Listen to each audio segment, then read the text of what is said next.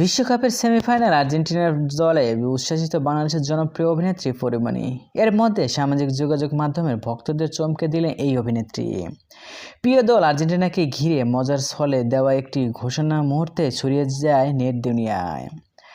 বুধবার রাতে নিজের ফেসবুক অ্যাকাউন্টে পরীমণি লিখেছেন, হ্যারি কেন পারলেন না তুমি আমার বিয়েটা ঠেকাতে। এর আগে আর্জেন্টিনা বিশ্বকাপ জিতলে আবারও বিয়ে করার ঘোষণা দিয়েছেন পরীমণি।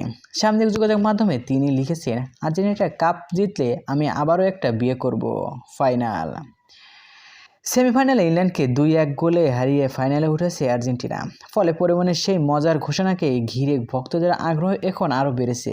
এবার ফাইনালে স্পেনকে মুখোমুখি হবে আর্জেন্টিনা।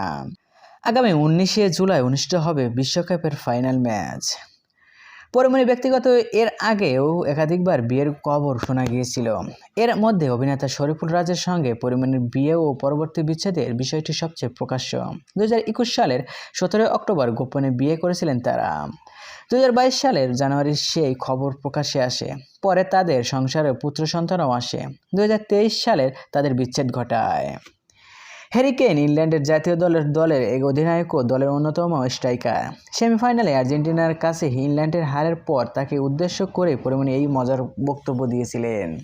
সো ভিউয়ার্স, পরীমণি কি আসলে বিয়ে করবেন আর্জেন্টিনা পারলে? সো এই ভিডিওতে আপনার কি মতামত কমেন্ট করে জেনে দিন। আর হ্যাঁ, বিনোদন জগতের সকল খবর পেতে চ্যানেলটি সাবস্ক্রাইব করুন।